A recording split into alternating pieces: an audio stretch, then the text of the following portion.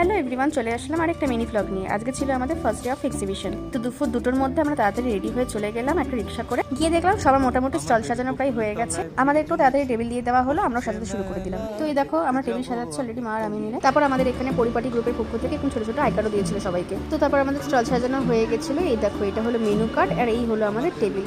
এখানে সব রকমের চকলেট বক্স, কাস্টমাইজ চকলেটের স্যাম্পল, মানে এরকম দেখে কেউ যদি অর্ডার দেয় আমি করে দেবো। তারপর মাফিন, আমার জার কেকস, মায়ের ফ্রাইড আইটেমের স্যাম্পেলগুলো সব সাজিয়ে দিলাম। তারপর এখানে ছিল স্ট্রবেরি পেস্ট্রি, ভ্যানিলা আর chocolate cup cakes, mango pastry, butterscotch আর চকলেট পেস্ট্রি, আর এটা হলো মায়ের ফ্রাইড আইটেমসের সেটআপ। তো আজকে আমাদের স্টলের ফার্স্ট কাস্টমার ছিল মামু। তারপর এখানে একটা জামা কাপড়, জুয়েলারি, শাড়ির একটা স্টল ছিল।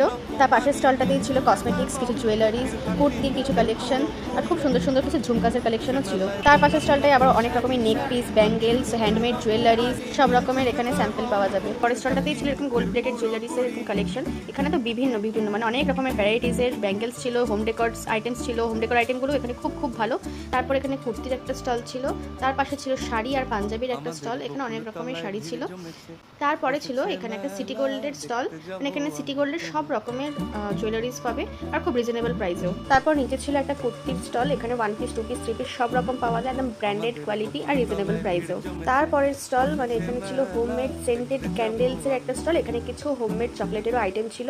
এর একদম পাশের স্টলটাই ছিল হোমমেড পারফিউমের একটা স্টল, এখানে পকেট পারফিউম থেকে শুরু করে গিফট আইটেমে কাউকে দেওয়ার জন্য সব রকমের পারফিউম তুমি পাবে। তারপর এখানে ছিল একটা কাস্টমাইজড টি শার্টের একটা স্টল, এখানে তোমরা নিজেদের মতো কাস্টমাইজ করে নিতে পারো বা এখানে কাস্টমাইজেশন অলরেডি করা আছে, এইভাবেও নিতে পারো। আর তার সাথে ওনারা রেখেছিলেন রূপোর কিছু গয়না। এর একদম পাশের স্টলটাতেই ছিল একটা শাড়ি, মানে সব রকমের এখানে শাড়ি পাবে, সব রেঞ্জের শাড়ি পাবে। তার সাথে কিছু পাঞ্জাবি সুন্দর সুন্দর কালেকশন, সুন্দর সুন্দর ব্লাউজের কালেকশনও ছিল। তার পাশের স্টলটাই ছিল মেহেন্দি আর নেল আর্টের জন্য, এখানে আপনারা 500 থেকে স্টার্টিং পেয়ে যাবেন নেল আর্টের, আর মেহেন্দি 250 টাকা থেকে শুরু হয়। তারপর এখানে ছিল একদম সাউথ ইন্ডিয়ান খাবারের একটা স্টল, এটা পুরো ভেজ একটা কাউন্টার।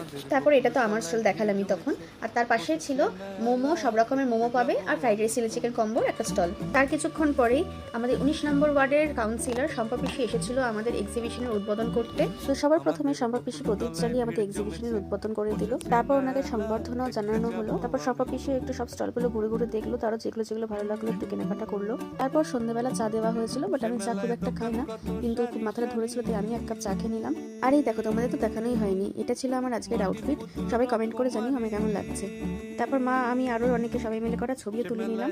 তার কিছুক্ষণ পরে দেখলাম আমাদের স্টলটা অনেকটা অফসাইড হয়ে আছে, তাই স্টলটাকে বাইরে এনে আবার সেট আপ করলাম। এবার দেখে জানিও তো কেমন লাগছে আমাদের স্টলটা। এই দেখো সন্ধে হতে না হতেই আমাদের আরেকটা কাস্টমার চলে আসলো, যে হলো আমার বন্ধু। ও সেদিন ওর এক ভাইকে নিয়ে গেছিল, যেহেতু ওর কিছু খাওয়া চলতো না।